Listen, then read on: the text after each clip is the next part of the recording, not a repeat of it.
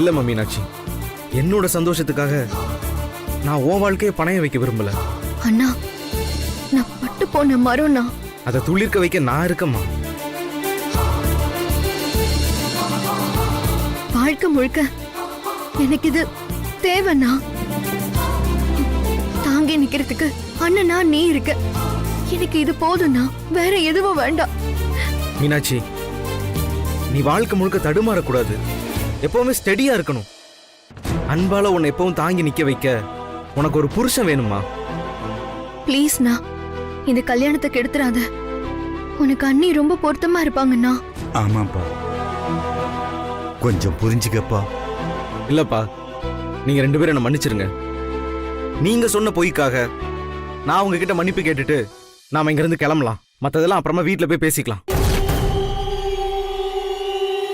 வாங்க.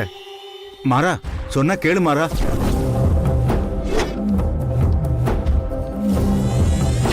என்ன மாறன், பேசிட்டீங்களா? முடிவெடுத்துட்டீங்களா? யாரும் என்ன தப்பா எடுத்துக்காதீங்க, என்ன மன்னிச்சிருங்க.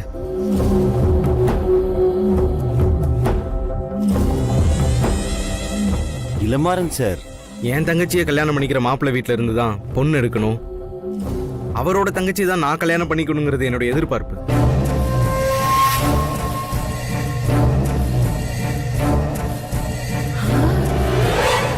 இதை ஒரு கண்டிஷனாவே நான் புரோக்கர் கிட்ட பேசி வச்சிருந்தேன். காரணம், என் தங்கச்சிக்கு வாழ்நாள் முழுக்க ஒரு பாதுகாப்பு வேணும். அவளை கட்டிக்க போற புருஷனுக்கு தன்னோட தங்கச்சி வாழ்ற வீடும் இதுதான்ங்கிற நினைப்பு இருக்கணுங்கிறதுக்காக தான். அப்பாவும் இதுக்கெல்லாம் சம்மதிச்சாங்க. ஆனா எனக்கு தெரியாமலே இப்படி ஒரு தப்பு நடந்து போச்சு. பொண்ணு போட்டோவை மட்டும் என்கிட்ட காமிச்சு என் அப்பாவும் தங்கச்சியும் சென்டிமெண்டா ஏதேதோ பேசி இங்க பொண்ணு பார்க்க வர சொன்னாங்க. நான் தங்கச்சி கிட்ட மாப்பிள்ளைய பத்தி கேட்டப்ப பட்டும் படாம பேசினா. அதெல்லாம் நேர்ல பாத்துக்கலாம் அப்படின்னு சொன்னாங்க. நானும் அதான் அர்ஜுன் சாரை பார்த்திருக்கேனேன்னு அவங்கள நம்பி விசாரிக்காம வந்துட்டேன்.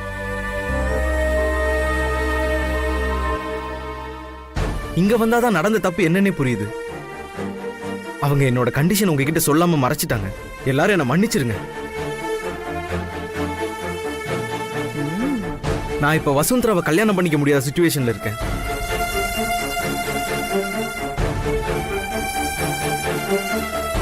என்ன சார், இப்படி ஒரு குண்டை தூக்கி என் தலையில போடுறீங்க? இது என் பொண்ணோட வாழ்க்கை பிரச்சனை சார். மோதிரமெல்லாம் மாத்திட்டு கல்யாணம் பண்ணிக்க மாட்டேன்னு ஏதேதோ காரணமெல்லாம் சொல்றீங்க. என்னங்க நீங்க தாயக்கட்டையை உருட்டுற மாதிரி ஒரு பொண்ணோட வாழ்க்கையை இப்படி ஈஸியா உருட்டி விட்டுட்டு போறீங்க? இளமாறன் சார், தட்டை மாத்திட்டு இப்போ ஏதோ காரணம் சொன்னா எப்படி சார்? அர்ஜுன் சார், தப்பு நடந்து போச்சு. அதுக்காக நான் பகிரங்கமா மன்னிப்பு கேட்டுக்கிறேன். நான் பண்ணது மிகப்பெரிய தப்பு தான். இதுக்கு எனக்கு மன்னிப்பே கிடையாது. இப்படி மோதிரம் மாத்திட்டு கல்யாணம் பண்ணிக்க மாட்டேங்கிறது நியாயப்படி தர்மப்படி மட்டும் இல்லாம சட்டப்படியும் தப்பு தான் சார். ஆனா எந்த சிச்சுவேஷன்லயும் என் தங்கச்சி வாழ்க்கையை என்னால பணைய வைக்க முடியாது. வசுந்தராவோட அம்மா, அவங்க அப்பா எல்லாரும் என்ன மன்னிச்சிருங்க.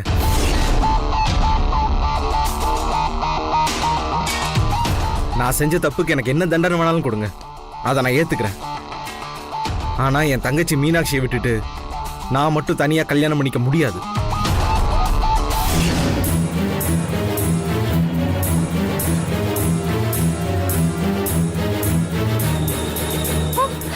ஐயோ, இளமாறன் சார், உங்க வீட்டு பொண்ணு நல்லா இருக்கணுங்கிறதுக்காக எங்க வீட்டு பொண்ணை நடு ரோட்ல விட்டு போறீங்களே சார், இது நியாயமா?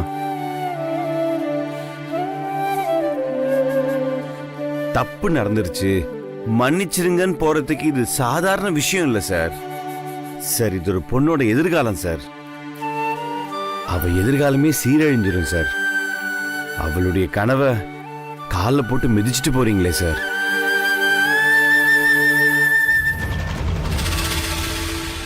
சார், சத்தியமா இதை நான் தெரிஞ்சு செய்யல. இதெல்லாம் எனக்கு தெரியாம நடந்துருச்சு. இப்பவும் சொல்றேன், உங்க வீட்டு பொண்ணு எனக்கு ரொம்ப பிடிச்சிருக்கு. ஆனா நான் ஒரு எதிர்பார்ப்போட தான் இங்க வர்றதுக்கு சம்மதிச்சேன். வழக்கமா புரோக்கருங்க தான் இந்த மாதிரி கல்யாணம் நடக்கணுங்கிறதுக்காக சில விஷயங்களை மறைச்சு பேசுவாங்க. அதை இப்போ என் தங்கச்சியும் என் அப்பாவுமே பண்ணிட்டாங்க. இதுக்கு நான் இப்ப என்ன பரிகாரம் செய்யணும்னு சொல்லுங்க, செய்யறேன். இல்ல போலீஸ்ல புகார் கொடுங்க, தப்ப ஒத்துக்கிட்டு நான் ஜெயிலுக்கு வேணாலும் போறேன். அதுக்குண்டான தப்பு தான் நான் பண்ணது. ஆனா தயவு பண்ணி உங்க வீட்டு பொண்ணை பத்தி மட்டும் யோசிக்காதீங்க. அவங்களுக்கு எப்படியும் வாழ்க்கை கிடைச்சிரும். ஆனா என் தங்கச்சியோட நிலைமையை கொஞ்சம் யோசிச்சு பாருங்க.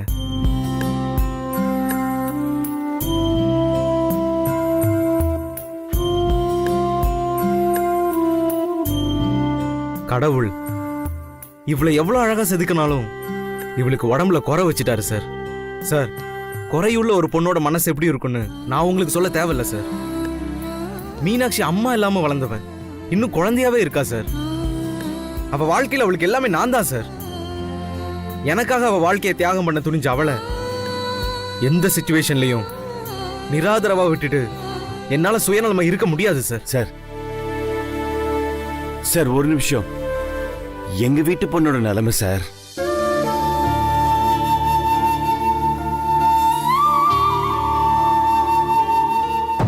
என்ன மம்மி இது? என்னென்னமோ நடக்குது. இருடி, எனக்கே ஒண்ணும் புரியல. சார், சில தப்புகளை திருத்திக்கவும் முடியாது, அதுக்கு பரிகாரமும் செய்ய முடியாது. ஆனா அந்த தப்புக்கான தண்டனையை ஏத்துக்கலாம். அப்ப பாதிக்கப்பட்டவங்க மனசும் ஆறலாம், எனக்கும் ஒரு குடும்பத்துக்கு பரிகாரம் செஞ்ச திருப்தியும் வரலாம். அப்படி நீங்களும் உங்க குடும்பமும் எனக்கு ஏதாவது தண்டனை தரதா இருந்தா கொடுங்க, நான் தாராளமா ஏத்துக்கிறேன். அதான் சொன்னேனே சார், ஜெயிலுக்கு போகணும்னா கூட போறேன். ஆனா என் தங்கச்சி வாழ்க்கையை நரகமாக்கிட்டு நான் சொர்க்கத்துக்கு போக விரும்பல சார். நீங்க பேசின எல்லா நியாயத்தையும் நான் எடுத்துக்கிறேன். ஆனா மீனாட்சி மாதிரி குறையுள்ள ஒரு பொண்ணு உங்களுக்கு தங்கச்சியா இருந்தா அப்பதான் சார் என்னுடைய வழி உங்களுக்கு புரியும்.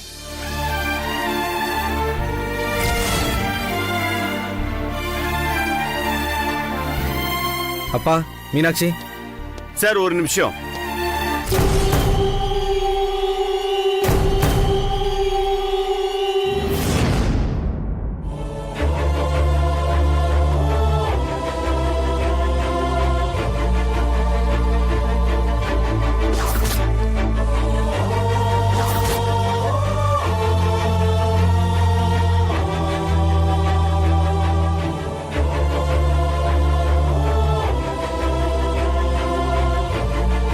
சொல்லுங்க மிஸ்டர் அர்ஜுன்.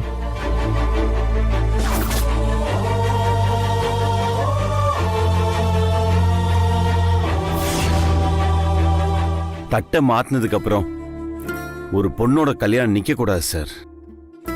அது அந்த பொண்ணோட வாழ்க்கையை பாதிச்சிடும் சார். இந்த கல்யாணம் நடக்கணும்.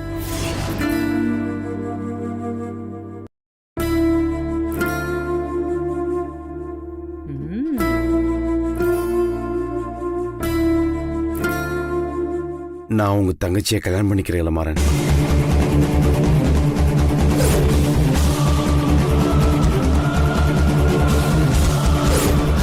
அர்ஜுன், அடப்பாவி.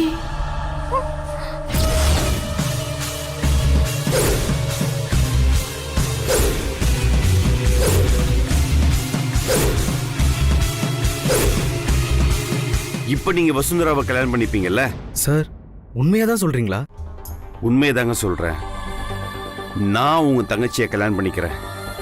நீங்க வசுந்தராவை கல்யாணம் பண்ணிப்பீங்களா?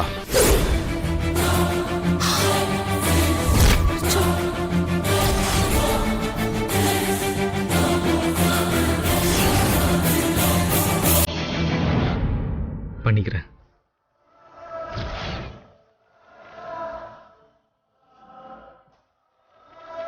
அர்ஜுன், என்னப்பா இது? ப்ளீஸ் அத்தை, இந்த விஷயம் உங்களுக்கு புரியாது. நீங்க கொஞ்சம் அமைதியா இருங்க.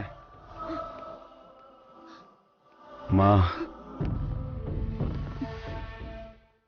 அம்மா, உனக்கு விளக்கம் கொடுக்கறது என்னுடைய கடமைமா. இப்ப வசுந்தராக்காக பாவப்பட்டு இந்த முடிவை நான் எடுக்கலமா. அவளுக்கு ஒரு நல்ல வாழ்க்கை அமைச்சு கொடுக்கணுமா. நம்ம குடும்பத்துக்காக, எனக்காக அவ செஞ்ச உதவிக்கு இதை விட்டா எனக்கு வேற வழி தெரியலம்மா.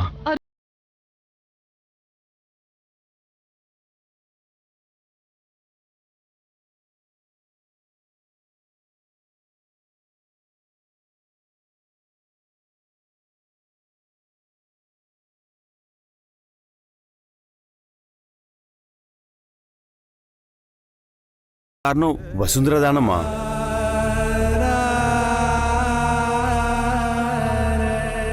அம்மா, நான் ஒரு மனுஷனா மாறதுக்கு காரணமே வசுதானம்மா. அவ வந்த கொஞ்ச நாள்லயே என் லைஃப்ல ஏற்பட்ட எல்லா மாற்றத்துக்கு காரணம் வசுதானம்மா. இப்ப என்னம்மா பண்ண முடியும்? ப்ளீஸ்மா, தயவு செஞ்சு இந்த முடிவை ஏத்துக்கோங்கம்மா. அர்ஜுன் சார், நீங்க எனக்காக. வசு, தயவு செஞ்சு எதுவும் பேசாத. நீங்க என்ன சொல்ல வைக்க போறீங்கன்னு எனக்கு நல்லாவே தெரியும். யார் எதுவும் பேச வேண்டாம். இப்போ உனக்கு ஒரு நல்ல மாப்பிள்ளை அமையணும் வசு. அதை தவிர எனக்கு வேற எந்த எண்ணமும் இல்லை. தயவு செஞ்சு நீயாவது என்ன புரிஞ்சுக்கோ ப்ளீஸ். அர்ஜுன், நீ முழு மனசோட தான் ஒத்துக்கிறியா? மா, தட்டை மாத்திக்கலாமா?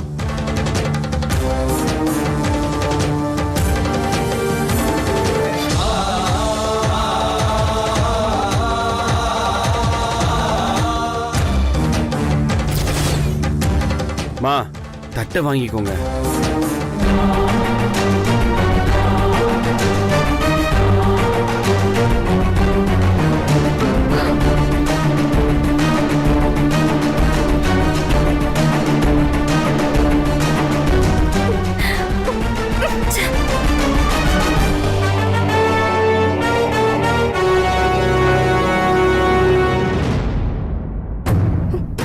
என்ன இது? என்னென்னமோ நடந்துருச்சு. இத பாருடி, அந்த வசுந்தரா இப்ப அழுது ஆர்ப்பாட்டம் பண்ணால, அவ எதுக்கு அழுகுறான்னு நமக்கு மட்டும்தான் தெரியும். எவ்வளவு ஒருத்தி என் அண்ணன் சொத்தை அனுபவிக்க விட நான் என்ன முட்டாளா? ஆமா, நீ ஒண்ணு கவனிச்சியா? அந்த மீனா பொண்ணும் அவ அப்பாவும் எதுக்கு அர்ஜுன் கிட்ட இந்த குடுக்கல் வாங்கல் கண்டிஷன்லாம் மறைக்கணும்? அந்த பொண்ணுக்கு இங்க வரதுக்கு விருப்பம் இல்லையோ என்னமோ. அப்படிங்கிற? ஆமா மம்மி.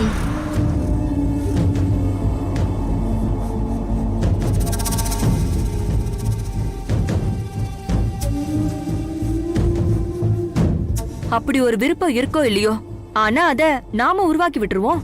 என்ன மம்மி சொல்ற? ஏய், உன் அம்மா அமெரிக்காவிலேயே ஒரு பெரிய கம்பெனிய கட்டி மேய்ச்சவடி. என்னைக்குமே ஒரு பிரச்சனையில தாண்டி அதுக்கான நிரந்தர தீர்வு கிடைக்கும். இது மேனேஜ்மெண்ட் தியரி. நீ வேடிக்கை மட்டும் பாரு. நல்லா யோசிச்சா எல்லாத்துக்கும் ஒரு முடிவு கிடைக்கும். இந்த அர்ஜுன் பயல வசுந்தராவோ இல்ல அந்த கொள்ளிவாய் பிசாசோ தான் கட்டுன்னு நினைச்சா நடுவுல எவ்வளவு வந்து தூக்கிட்டு போயிட்டாளே. யாருக்கு யாருன்னு எழுதி வச்சதுதானே நடக்கும். பாட்டி, என்ன பாட்டி சோகமா இருக்க? நடக்கிற கூத்தெல்லாம் கண் கொண்டு சகிக்க முடியல லக்கி. ஏன் தங்கச்சியை நீ கட்டிக்கோ, ஓ வீட்டு பொண்ண நான் கட்டிக்கிறேங்கிறா. இவங்க கல்யாணம் பண்றாங்களா இல்ல பண்ட மாற்று முறையில வியாபாரம் பண்றாங்களான்னு தெரிய மாட்டேங்குது. பாவண்டியது சோதி பைய கம்பியில இருக்கிற கரண்ட் மாதிரி அவன் காதல் காதல் காதல் கற்பனையிலேயே தெரியறான். கடைசியில அவன் உயிர் அந்த கம்பியில தான் போகும்னு நினைக்கிறேன். என் தும்பி பொண்டாட்டிக்கு யோக திசடி. சோத்துக்கு வழி இல்லாம புருஷனும் பொண்டாட்டியும் அப்படியே ஒருத்தர் முதுக ஒருத்தர் சொரிஞ்சுக்கிட்டு கிளி ஜோசியம் பாத்துட்டு இருப்பாங்கன்னு நினைச்சேன். ஆனா அந்த இளமாற நல்ல பசக்காரன் போல இருக்குடி. அந்த இருமக்காரிக்கு சொந்தமா ஆஸ்பத்திரி கட்டி வைத்தியம் பாக்குற அளவுக்கு சொத்து வச்சிருக்கான் போல இருக்கு. ஆனா ஒண்ணு மட்டும் உறுதிடி. என்ன பாட்டி? என்ன அது? சொல்லு பாட்டி. லக்கி, உங்க அக்காக்காரி அந்த இளமாறனுக்கு வாக்கப்பட்டு போயிட்டா உன் காட்டுல மழைடி. என்ன பாட்டி சொல்ற? அது எப்படி?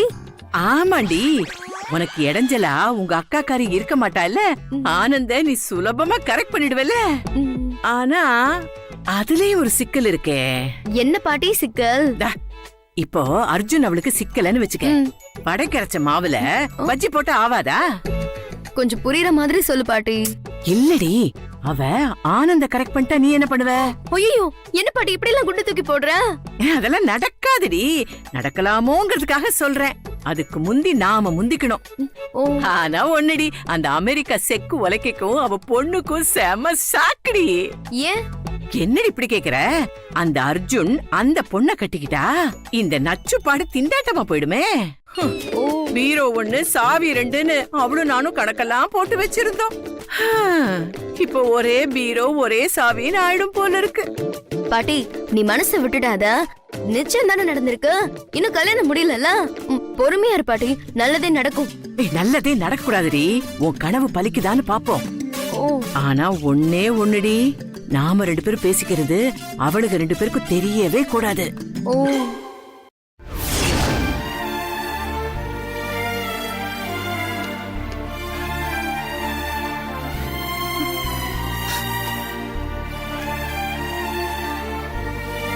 மா சாப்பிடவாமா? எனக்கு பசிக்கல. ஏம்மா?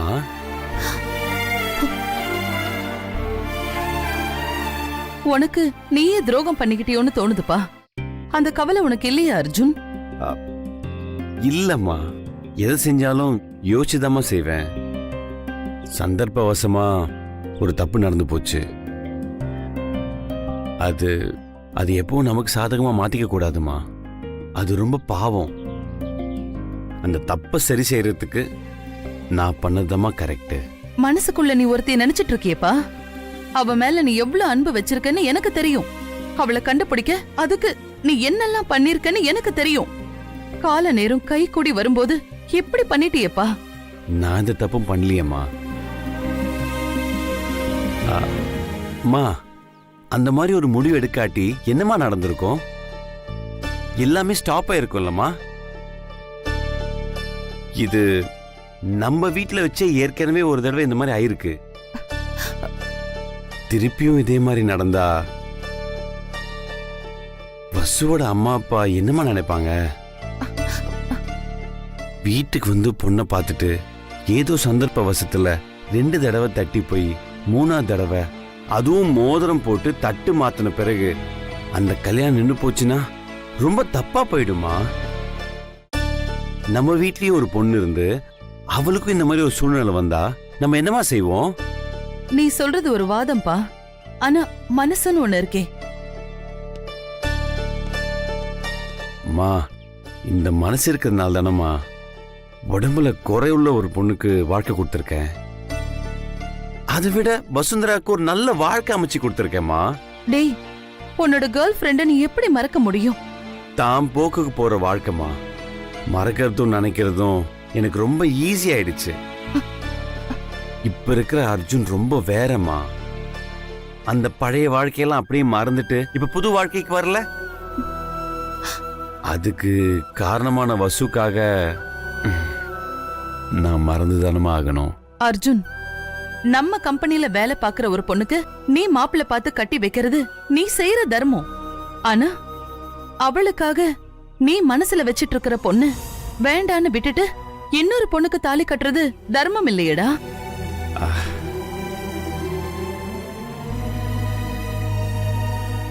தர்மம் இல்லம்மா, தியாகம். தர்மங்கிறது நம்ம கிட்ட இருக்கிறது கொடுக்கறது. தியாகங்கிறது நமக்குன்னு இருக்கிறதையே கொடுக்கறது. நான் வசுக்காக பண்ணிருக்கிறது தியாகமா. தியாகம் பண்ணணும்னு முடிவு பண்ணிட்டா யோசிக்க கூடாது. அந்த தியாகம் எது கேக்குதோ அதை கொடுத்துடணும். அது என்ன கேட்டுச்சு, நான் கொடுத்துட்டேன். அம்மா, என்னுடைய சைல்ட்ஹுட் ஃப்ரெண்டை நான் தானம்மா லவ் பண்ணேன். இது வரைக்கும் அவளுக்கு நான் யாருன்னே தெரியாதேம்மா. ஆனா வசு ஒரு பியூட்டிஃபுல்லான லைஃப் எதிர்பார்த்து அந்த ஒரு மாப்பிளைக்காக ஏங்கிட்டு இருக்காமா. அதை நம்ம அமைச்சு கொடுக்கறதானமா முறை. எப்படி உன்னால இதை சுலபமா ஏத்துக்க முடியுது? இல்லம்மா, ஏத்துக்கிட்டு தான் ஆகணும். ஏன்னா எனக்கு வசு அவ்வளவு முக்கியமா.